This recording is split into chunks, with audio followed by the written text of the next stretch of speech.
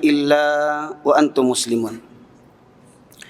Ma'badu masyaallah muslimin, sidang jamaah zuhur rahimakumullah, bersyukur kita kehadirat Allah Subhanahu wa taala di atas kelimpahan rahmat dan karunia-Nya.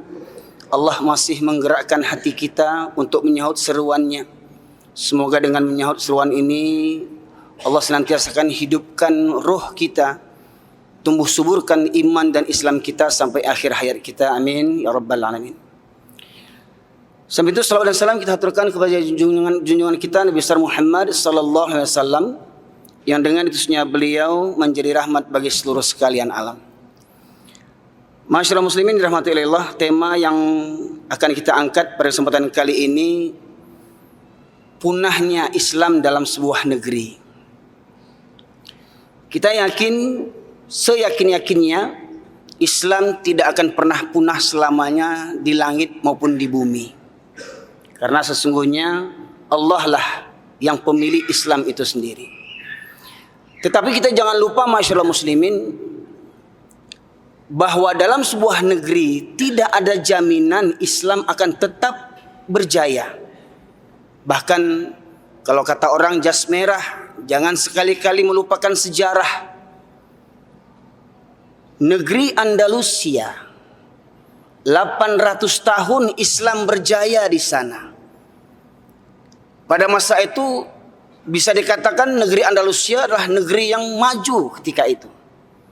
Namun akhirnya selama 800 tahun Islam berjaya di Andalusia, kini hancur sehancur-hancurnya dan belum nampak tanda-tanda kebangkitan yang hari ini Andalusia itu dirubah namanya menjadi Spanyol. Begitu pula dengan khilafah Turki Utsmani, melindungi negara-negara muslim di bawah kekhilafahan Turki Utsmani. Namun akhirnya di tahun 1924 runtuhlah khilafah Turki Utsmani oleh orang-orang munafik yang berkedok Islam tetapi menghancurkan Islam dari dalam. Hal ini juga masyaallah muslimin Allah tegaskan dan Rasulullah jelaskan dalam hadis. Rasulullah SAW bersabda, An Thauban radhiyallahu anhu qala Rasulullah sallallahu alaihi wasallam yaqul, yushikul umamu an tada'a alaikum kama tada'al akalatu ila qas'atiha. Faqala qail, wa min kilatin nahnu yawma idzin ya Rasulullah? Qala bal antum katsir walakinnakum kagutha'is sail wala yanza'anna Allah min suduri aduwikum mahabbata minkum wala yaqdhifanna Allah fi qulubikumul wahn. Faqala qail wa mal wahn ya Rasulullah? Hubbud dunya wa karahiyatul maut. Rawahu Daud wa Tirmizi dan disahihkan oleh Syekh Nasruddin Albani. Dalam hadis ini Rasulullah menegaskan akan tiba masanya umat Islam akan diperebutkan seperti orang-orang lapar memperebutkan makanan. Memperebutkan makanan maknanya bagaimana masyaallah muslimin? Umpama sebuah makanan, ada sebuah makanan diperebutkan oleh orang-orang yang lapar, maka makanan ini niscaya akan hancur berserakan. Dari segala sisi makanan ini akan diperebutkan. Semua ingin mengambil bagian yang terbanyak. Bahkan yang sudah di tangan orang pun mereka rampas. Hingga akhirnya makanan ini menjadi serpihan-serpihan kecil. Dan itulah yang akan terjadi nanti suatu zaman dalam sebuah negeri. Lantas ada sahabat yang bertanya, apakah ketika itu umat Islam jumlahnya minoritas? Apakah ketika itu umat Islam jumlahnya sedikit? Rasulullah menjelaskan, bahkan ketika itu kalian mayoritas. Bahkan ketika itu kalian orang yang terbanyak di negeri itu, tapi banyaknya kalian seperti buih di atas air. Di negeri itu mereka mayoritas muslim, tapi muslimnya bermental pecundang. Kuantitasnya banyak, jumlahnya banyak, tapi kualitasnya sedikit.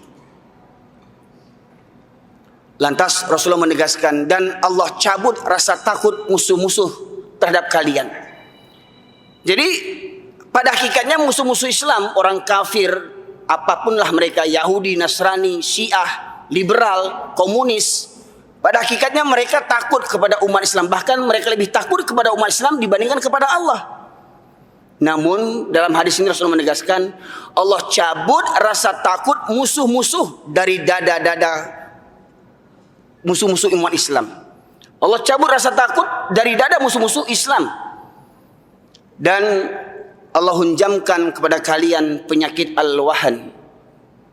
Ada yang bertanya, ya Rasulullah, apakah al-wahan itu adalah penyakit cinta dunia dan takut mati?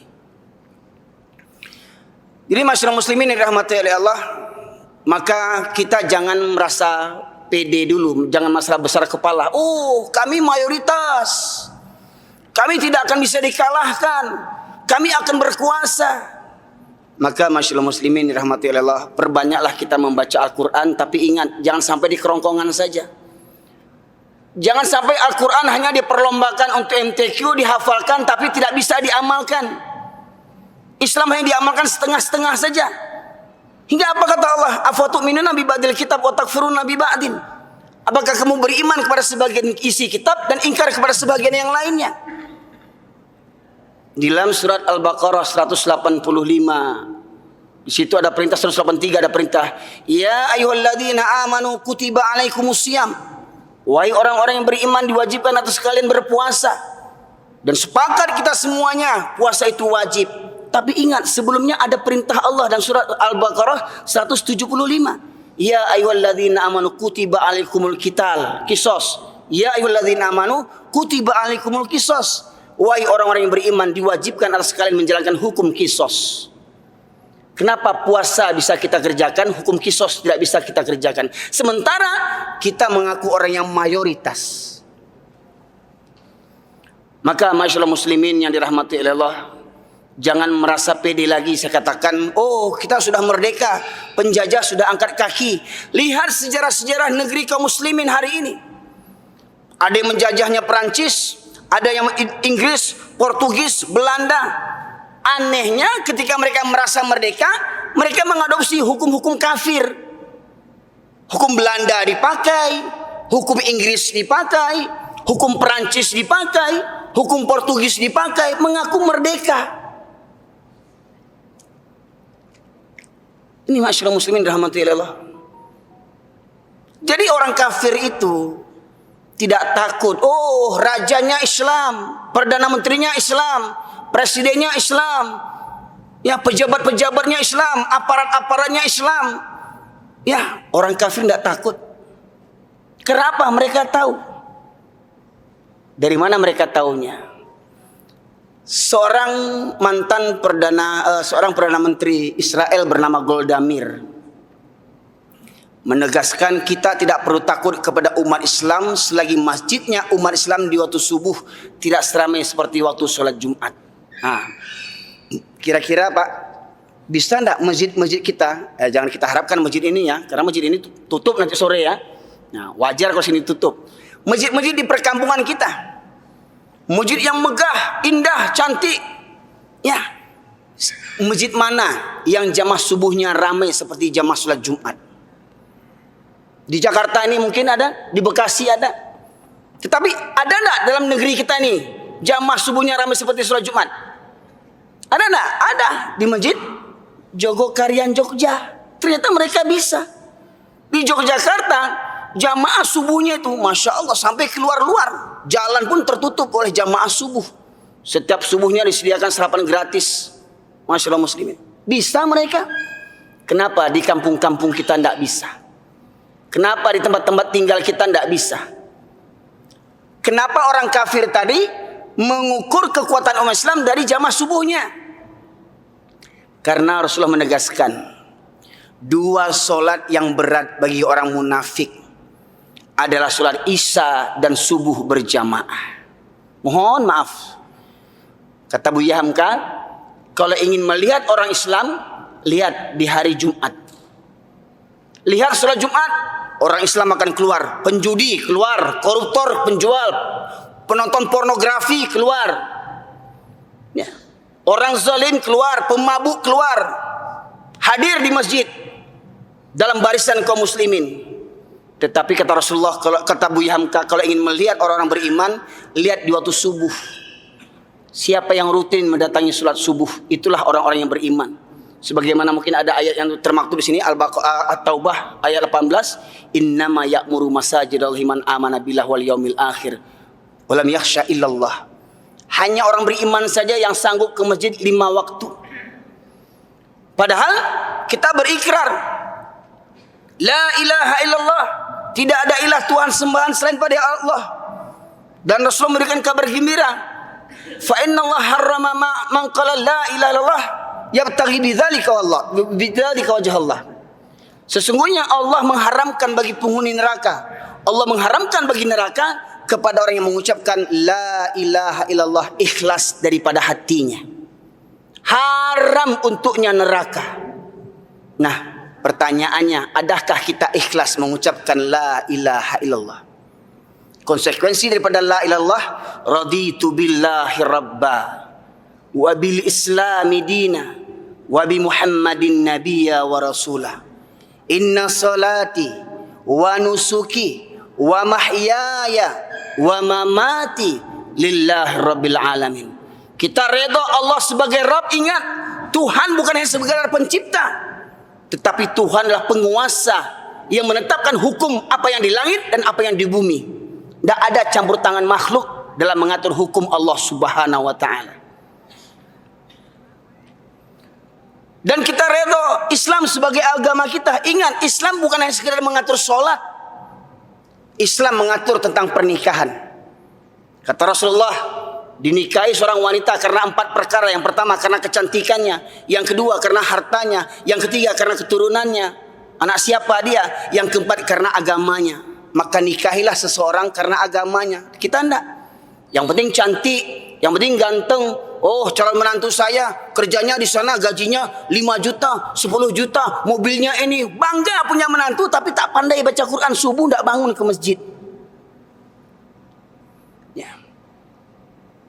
Kita mengaku Tuhan kita Allah, sembahan kita Allah, tidak ada Tuhan yang lain. Pertanyaannya, bagi kaum muslimin laki-laki yang sehat berakal, apa yang menghalangi seorang muslim laki-laki tidak berangkat ke masjid di waktu subuh?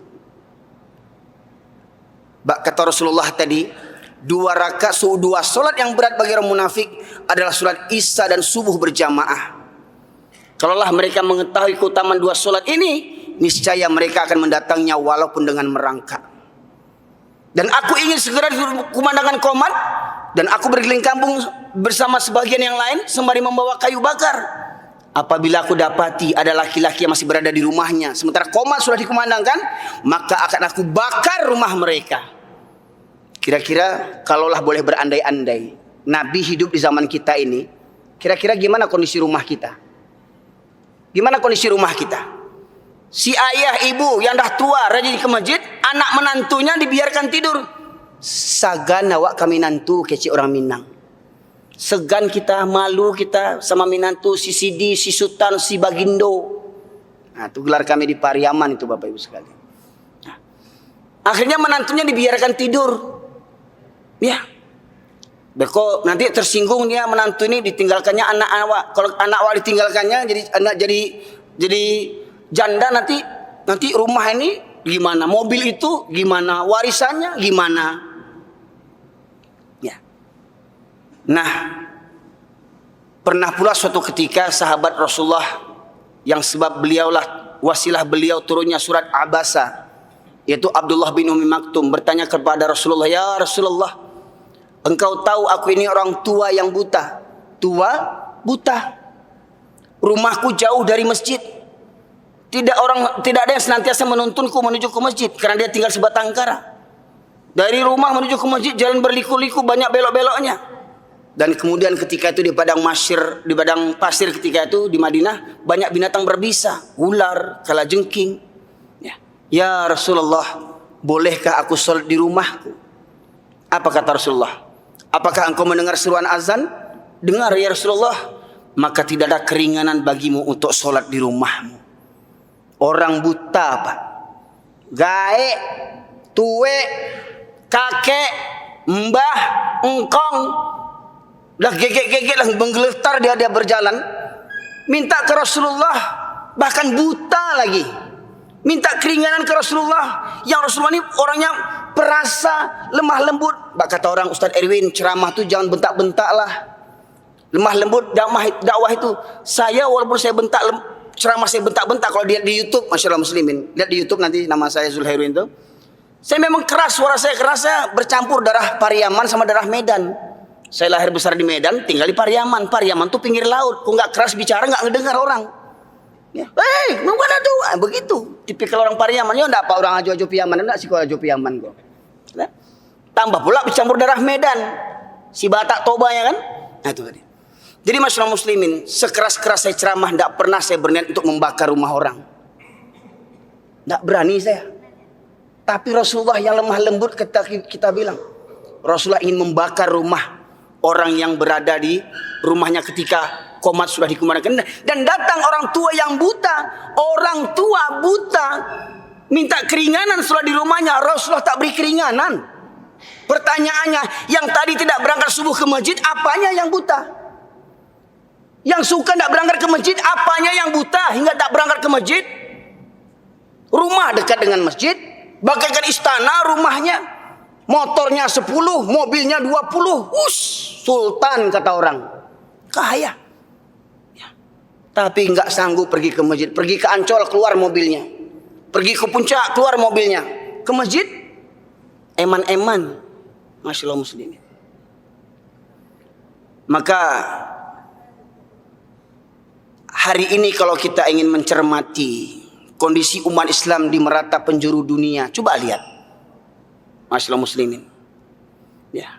Maka tadi perkataan tokoh Yahudi, mereka tidak akan takut kepada umat Islam selagi masjidnya umat Islam di waktu subuh tidak seramai seperti waktu sholat Jumat. Jadi kalau kita ingin memerangi orang kafir, nggak usah muluk-muluk dulu, nggak usah angkat senjata dulu, boro-boro angkat senjata.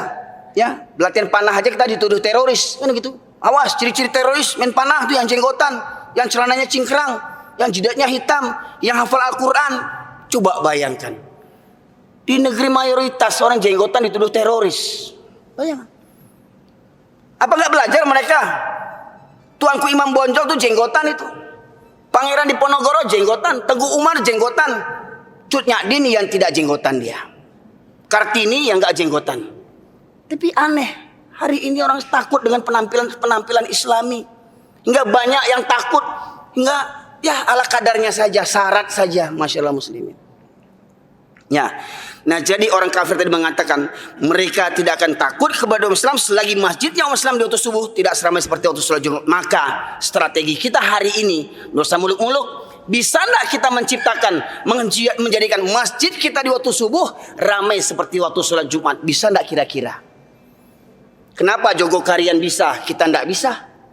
Bahkan dari Jogokarian, terinspirasi dari Jogokarian, ada lagi masjid di Pontianak, Masjid Kapal Munzalan. Masjid ini kecil Pak. Kecil di komplek perumahan, di sekelilingnya mayoritas Nasrani. Oleh pengurus kiat-kiat mereka supaya jamaah ramai, jamaah dijemput ke rumah dengan mobil. Jamaah dijemput ke rumah dengan mobil Pak. Dijemput nanti diantar lagi dengan mobil. Dari satu mobil mereka punya, sekarang Masjid Kapal Munzalan itu punya mobil 30 lebih. 3 diantaranya mobil Alphard untuk menjemput jamaah sholat, bukan menjemput pejabat. Menjemput jamaah sholat pakai Alphard. Coba bayangkan. 3 mobilnya itu. Bukan menjemput pejabat. Begitu memuliakanlah pengurus ini dengan orang masjid, orang yang ingin sholat ke masjid. Sampai di masjid dikasih sarapan gratis. Nanti zuhur dikasih makan gratis. Nanti maghrib dikasih makan gratis. Kurang lebih 300 porsi setiap harinya. Ya. Dan Masjid Kapal Munzalan ini Pak, setiap bulannya dapat mengumpulkan infak 5 sampai 9 miliar tiap bulannya. Maka beliau Ustadz Luqmanul Hakim ingin sharing bagaimana supaya masjid-masjid kaum muslimin itu kaya, bukan mental pengemis. Ya, uang disimpan, saldo masjid kita ratusan juta untuk anak yatim kita serahkan tahun depan. Setengah bulan mati anak yatim. Ya, ini jatah anak yatim akan kita bagikan nanti pas hari Lebaran. Ya, menjelang lebaran setiap bulan meninggal anak yatim 5. Coba bayangkan, siapa yang nanggungnya itu? Nah, Masjid Kapal Munzalan ini masyaallah muslimin, kalau ada jamaahnya yang terlilit hutang, setelah diselidiki sebab musababnya, ya, kemudian kenapa dia tidak bisa membayarnya, terutama hutang riba, masjid yang melunasi hutangnya. Kalau ada jamaah tidak ada biaya sekolah anaknya dari SD sampai sarjana, masjid yang menyekolahkan. Kalau jamaahnya berobat tidak ada kartu BPJS, masjid yang membayarkan. Kelas 1 layani jamaah kami dengan layanan baik. Kalau jamaahnya nggak ada modal biaya, masjid yang membiayai modal biayanya.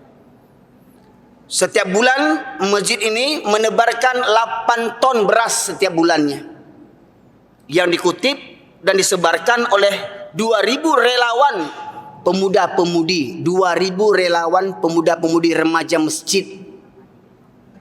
2.500. Masyaallah muslimin rahmati Allah. Di Pontianak Kapal Munzalan bisa. Kenapa kita tidak bisa? Oh, apalagi orang Minang kok kayu-kayu, orang kayu Tanah Abang, orang kayu Siko Malaysia, orang kayu Kalimantan. Yang kaya satu, ya, saya 2 tempat di Sumatera Barat, Pak Nafas, saya sebutkan nama daerahnya. Masjidnya masih bagus. Karena orang kaya ini ingin dia dikenal, runtuhkan masjid, pakai biaya, saya menanggungnya 5 miliar. Saya pribadi menanggung pembangunan biaya masjid. Nah, tanda-tanda kiamat, orang berlomba-lomba membangun masjid. Akhirnya apa? Masjid itu nasibnya ibarat candi. Datang orang ke masjid, wah foto, wah, ya. Seperti masjid di Malaysia, Putrajaya, ya. Putrajaya dibuat danau buatan, turis-turis disediakan baju jubahnya yang perempuan, tapi cuma apa? Untuk foto-fotoan. Ya. Habis itu maghrib, isya, subuh, siapa jamaahnya? Cleaning service. Itu kalau sholat semua. Ya, ini ada masjid dibangun, tapi ceramahnya, khutbahnya diatur oleh negara. Itu kejadian tuh di Malaysia. Saya 5 tahun di Malaysia, Pak.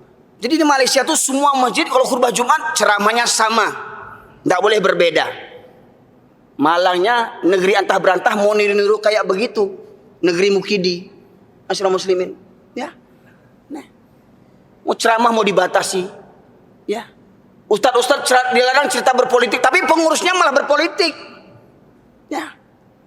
Ustadz dilarang ceramah tentang politik, pengurusnya berpolitik, karena pengurusnya budak-budak kerajaan. Ya, penjilat-penjilat kerajaan. Gimana mau bangkit Islam ini, masyaallah muslimin. Nah, jadi para jamaah sekalian rahmati Allah, ketahuilah bahwasanya dalam surat Al-Baqarah 217 Allah berfirman, a'udzubillahi minasyaitonir rajim. La yazal wa la yazaluna yuqatilunakum hatta yaruddukum an dinikum in istata'u.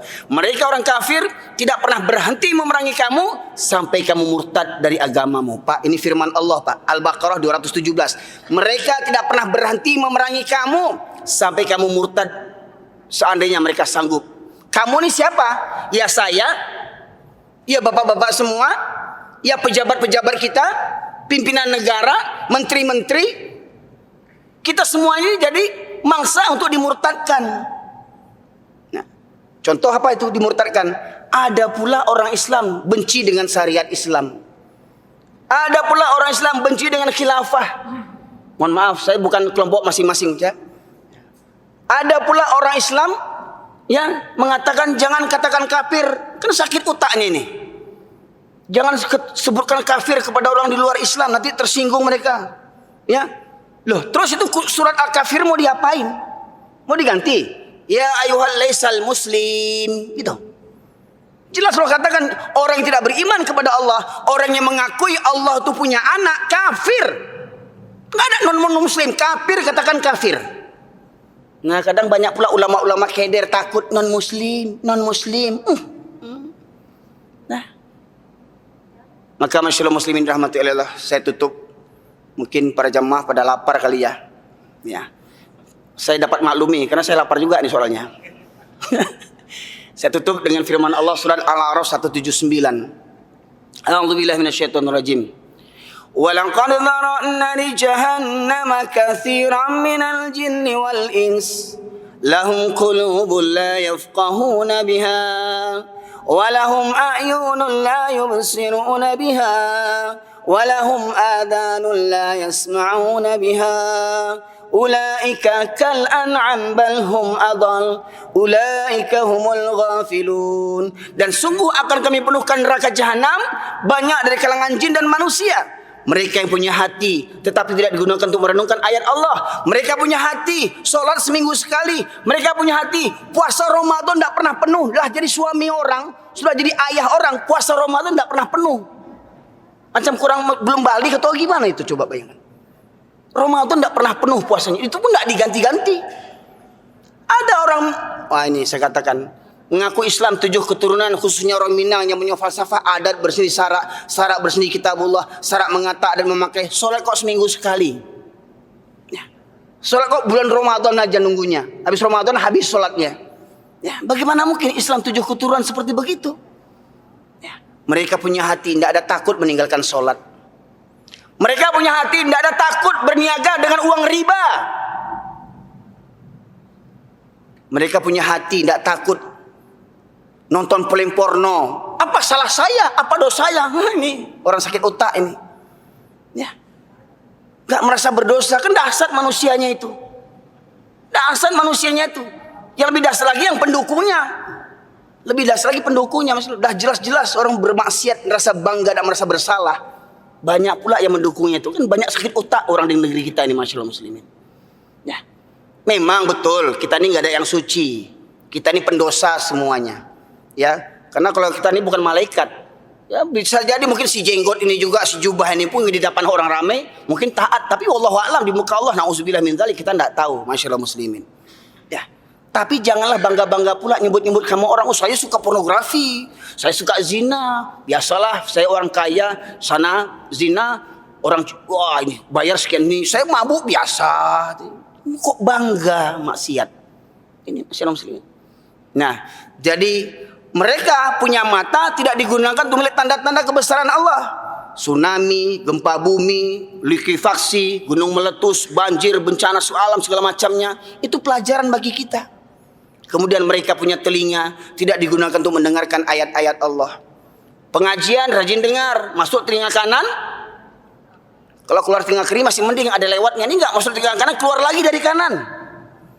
Kalau keluar dari kiri masih mending numpang lewat nun sewu ya keluar. Ini enggak, dari kanan masuk keluar lagi dari kanan.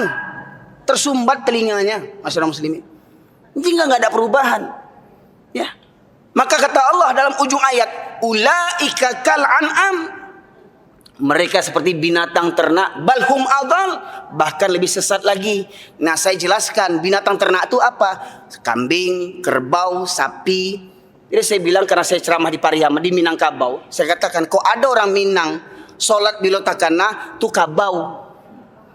Nah, kok ada orang Minang mengaku berada berseni syarak berseni kitabullah, solat waktu pesta, anak pengantin perempuan, pengantin laki-laki tidak solat, itu pengantin kabau. Pengantin binatang. Bahkan lebih buruk pada binatang lagi. Marah-marah, kurang aja muncul ustaz. Ini enggak tahu itu dari Quran diambil. Ya. Belum lagi surat favorit yang saya dapat penghargaan oleh masyarakat saya. Surat Al-A'raf 176. Walau syi'na rafa'na biha walakin akhlada ilal arwat tabahawah famathalu kamathalil kalbi. Kalau Allah menghendaki kami tinggikan derajat mereka dengan ayat Al-Quran, tetapi mereka cenderung kepada dunia dan menurunkan hawa nafsunya rendah, maka perumpamannya seperti anjing, kata Allah. Ada jamaah saya di Bukit Tinggi, ketika suruh baca terjemahan itu dibacanya, maka perumpamannya seperti wawaw, katanya. Saya tanya, Pak, yang tertulis apa, Pak? Anjing, Ustaz. Kenapa kok diganti wawaw? Kasabana. Ya. Keras sekali kalimatnya. Gak sopan, masa sebut-sebut anjing di masjid? Bapak, saya tanya, Pak, yang Bapak baca itu apa? Al-Quran. Al-Quran itu dari siapa? Dari Allah. Yang menyebut nama anjing itu siapa? Bengong dia. Allah, Ustaz. Terus Bapak merasa lebih beradab dibandingkan Allah. Allah sebut anjing, Bapak rubah menjadi wawaw. Nah, coba bayangkan. Demi apa? Aduh, kata mendaki, kata menurun, Pak. Nah, di mukon ini mama itu yang sopan-sopan awak mengecek. Walaupun ini mama tele, Pak sanjuang-sanjuang itu ini mama tele itu sanjuang taruh. Nah, ini kok usul orang Minang Pak ya. Lah jaleh tele nenek mama. Coba bayangkan. Saya nih saudara saya di Medan nih. Saya lahir besar di Medan Pak. 2009 setelah gempa baru tinggal di kampung. Di Medan tetangga saya orang Kristen ada, orang Cina ada. Tidak pernah saya terusik tidur sampai tengah malam. Di kampung saya orang Barale berorgan tunggal, sawer-saweran dari siang sampai menjelang subuh. Tidak hebat kan? Negeri yang ada persenisara itu tadi. Ya. Kemudian minum minuman keras, mabuk-mabuk, berserakan botol-botol minuman keras. Pertanyaannya, apa kerjaan ini mama alim ulama di kampung itu? Coba bayangkan. Bertahun-tahun terjadi itu. Tambah lagi mohon maaf ini. Ya, jadi mohon maaf kalau menyebut nama anjing itu bukan tabu. Namanya binatang. Masa mau diganti apa namanya coba? Ya. Di Sumatera Barat, auzubillah min zalik. Dari ujung Sumatera Barat Darmasraya sampai ujung Sumatera Barat Air Bangis. Dari pesisir sampai ke Raupanti. Kalau bapak orang Minangkabau pasti nampak menandakan kampung bapak kalau naik mobil di perjalanan tidur bangun-bangun nampak orang gonceng, oh lah tiba di kampung kau. Maknanya apa? Menandakan kita tiba di kampung nampak orang goncengan sama anjing atau kampung awak tuh Minangkabau tuh. Ya nak Pak? Jangan marah Pak, faktanya begitu. Nah, umpama kalau kita dari Padang mau naik bis ALS mau pulang ke Medan, ya, di perjalanan ngantuk, jalan goyang-goyang, itu udah sampai di Medan tuh. Karena di Medan tuh jalan berlubang-lubang. Ya. Kalau dari Medan mau pulang ke Pariaman, misalkan naik ke Padang, naik ALS, yang sedang di perjalanan tidur, di tengah jalan bangun-bangun, nampak orang goncengan sama anjing. Oh lah bawa di kampung mah dia. Itulah kondisi Minangkabau gini. Makanya saya pindah Pak dari Medan ke kampung. Walaupun saya tahu resikonya berat melawan nenek mama. Bukan saya ingin melawan, saya bilang. Saya ingin meluruskan. Saya bangga dengan falsafah itu. Ada berseni syarak berseni kitabullah. Syarak mengata, ada yang memakai. Saya bangga dengan falsafah itu. Tapi jangan sampai di lisan saja. Dibuktikan dengan amal perbuatan. Nah demikian saja para jamaah sekalian. Kalau diteruskan sampai asar kita nggak siap-siap nih. Ya. Nah jadi semoga bermanfaat. Ini ya maklumlah saya ustadz dari kampung nih Pak. Dibuat orang viral. Nah jadi qadarullah dapat kesempatan di sini alhamdulillah ya. Semoga di lain waktu ada kelapangan waktu kita bisa bertemu kembali. Kalau di Tanah Abang ini Bapak cari saya ke Pariaman. Ya kita ngaji di Pariaman. Demikian saja masyarakat muslimin, semoga bermanfaat renungan bagi kita bersama bahwasanya Allah akan melindungi kita sebagaimana intan surullah yang surukum. Ya wa yustabit aqdamakum. Kalau kamu menolong agama Allah, Allah akan menolong kamu. Maka mari kita tolong agama Allah dengan apa? Dengan harta kita, dengan tenaga kita, dengan fikiran kita. Marilah bantu agama Allah ini. Ya, semoga kiranya Islam akan bangkit di negeri kita. Semoga kiranya malapetaka, bencana, musibah semua diangkat dari Allah, dari bumi kita yang tercinta ini, hingga akhirnya kita mulia dan jaya hanya dengan Al-Quran dan Islam kita bangkit. Maka mari dari masjid kita bangkit. Dari masjid kita bangkit. Bapak-bapak silahkan dari rumah masing-masing gerakkan di rumah kita, di pemukiman kita masjid ramai subuhnya seperti waktu sholat Jumat. Insya Allah saya siap diundang untuk menggerakkan kegiatan-kegiatan subuh berjamaah di sekitar Jakarta. Ya, kira-kiranya masyaallah muslimin itu saja yang dapat saya sampaikan. Semoga Allah ridhoi perjumpaan kita ini. Semoga kesabaran bapak-bapak sekalian, ibu meninggalkan waktu yang sesat untuk urusan dunia Allah ganti dengan nikmat akhirat yang berlipat ganda. Amin ya rabbal alamin. Semoga kiranya di Masjid Fatahillah ini para jamaah sering bertemu, sering berkumpul, bertafakur, berzikir. Semoga kiranya di surganya Allah kita reuni bersama hendaknya. Amin ya rabbal alamin. Subhanakallahumma bihamdika asyhadu an la ilaha illa anta astaghfiruka wa atubu ilaik. Alhamdulillah rabbil alamin. Assalamualaikum warahmatullahi wabarakatuh.